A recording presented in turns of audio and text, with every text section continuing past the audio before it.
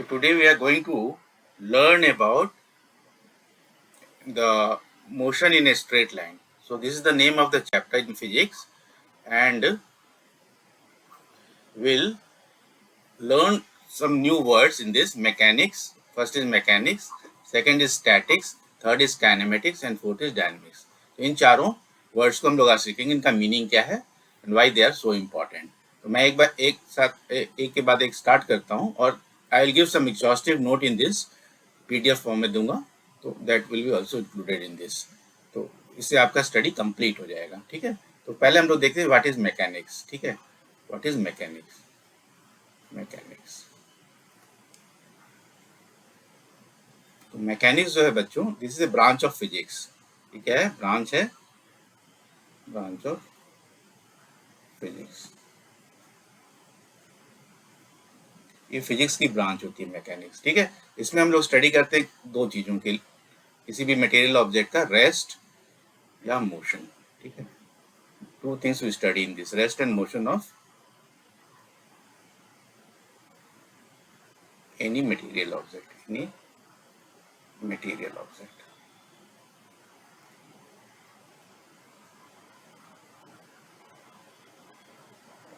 ठीक है, अब मैकेनिक्स के बारे में हमने समझ लिया. अब हम लोग देखेंगे इसकी सब ब्रांचेस क्या हैं. मैकेनिक्स की तीन सब ब्रांचेस हैं.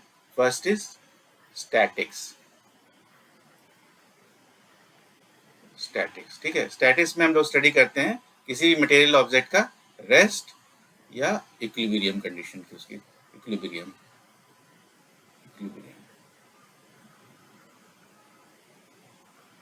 Of any material object. ठीक है, ऊपर लिखा हुआ है एनी मटेरियल ऑब्जेक्ट.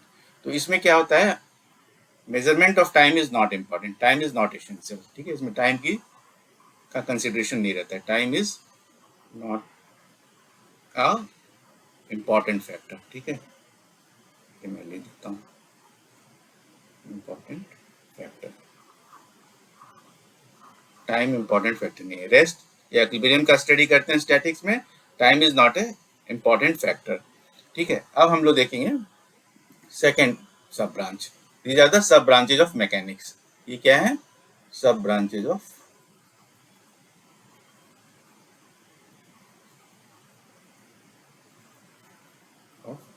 मैकेनिक्स.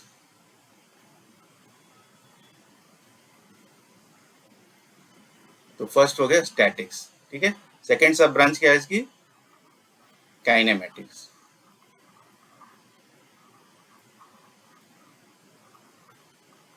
ठीक है, तो काइनेमेटिक्स जो है, इससे पहले हम लोग मीनिंग समझेंगे. Kine is a Greek word. ठीक है, तो kine is a Greek word, इसका मीनिंग होता है मोशन. इसका मीनिंग होता है मोशन. काइन का मीनिंग होता है मोशन. तो इसमें काइनेमेटिक्स में हम लोग स्टडी करते हैं मोशन ऑफ एन ऑब्जेक्ट. ठीक है, motion of N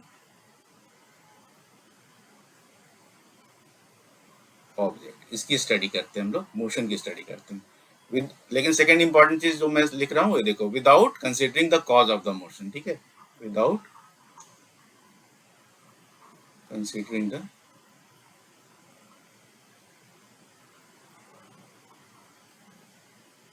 without considering the cause of the motion. किस लिए मोशन हो रहा है, क्या कारण है, वो इसमें कंसीडर नहीं करते. Cause of the motion. ठीक है, and third important thing is that time is an essential factor in this. Time is an essential factor in this. Essential factor in this factor. Measurement of time इसमें करना पड़ता है हमको. तो Kine का मतलब हो गया motion, motion of an object. इसमें स्टडी करते हैं हम लोग काइनेमेटिक्स में, without considering the cause of the motion. ठीक है, and time is an essential factor. तो ये तीन बातें हमने काइनेमेटिक्स के बारे में समझ ली. एंड थर्ड ब्रांच क्या है इसका, third is dynamics. Third branch is dynamics.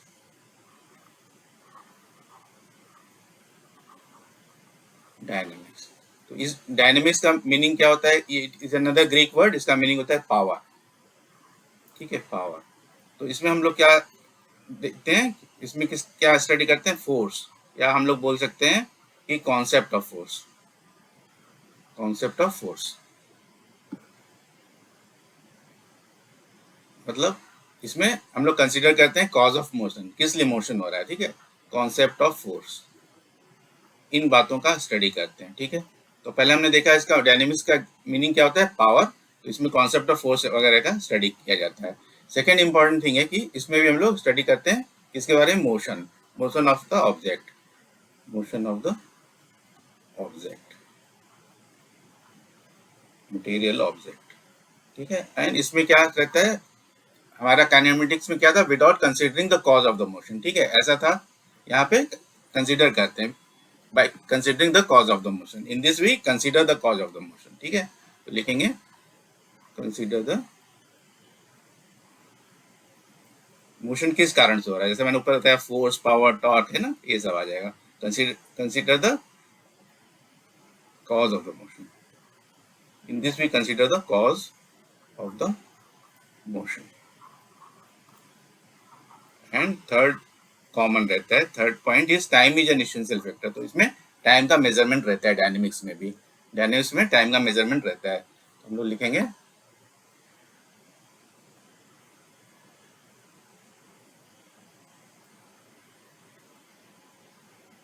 time is an essential factor in this, time is an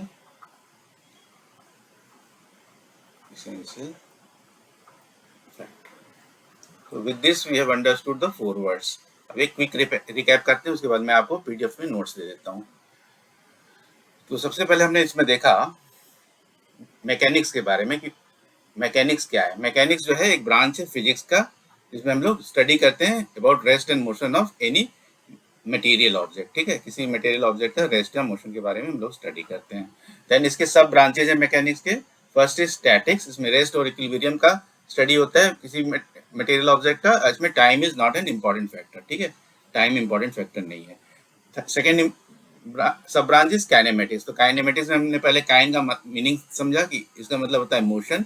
motion इसमें क्या स्टडी करते हैं, motion of an object study करते हैं without considering the cause of the motion, इसमें cause of the motion को consider नहीं किया जाता है इस ब्रांच में, ठीक है। Time is an essential factor, इसमें टाइम इज इंपॉर्टेंट फैक्टर है, ठीक है।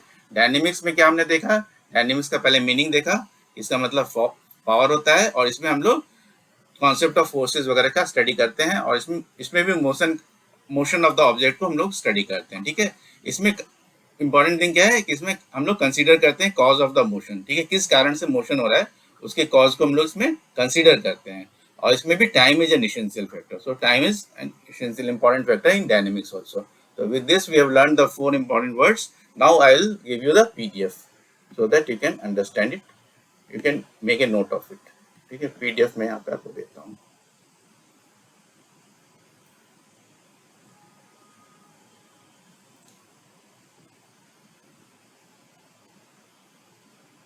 ये PDF आ गया, complete things are written over here. Motion in straight line में जो मैंने पहले इंट्रोडक्शन वगैरह बताया वो यहाँ पे है, ठीक है। उसके बाद मैकेनिक्स क्या होता है, रेस्ट एंड मोशन, देखिए ये rest and motion, study of rest and motion, तो this you can note down. Sub branches of mechanics बाद में, the three sub branches, statics, kinematics and dynamics. Statics को एक्सप्लेन किया हुआ है नीचे, ठीक है। उसके बाद काइनेमेटिक्स को एक्सप्लेन किया हुआ है, एंड देन डायनेमिक्स को एक्सप्लेन किया हुआ है। तो this way you can make a note of it, तो इसको आप नोट बना सकते हैं। यहाँ PDF भी है where you can see the things. Motion in a straight line, and introduction of mechanics, statics, kinematics, dynamics के बारे में बताया गया है, तो you can note down the three words from here. So everything is explained over here. So this way your note will be also ready. हम लोग ऐसे notes बना लेंगे, ठीक है। So with this I would say goodbye, take care.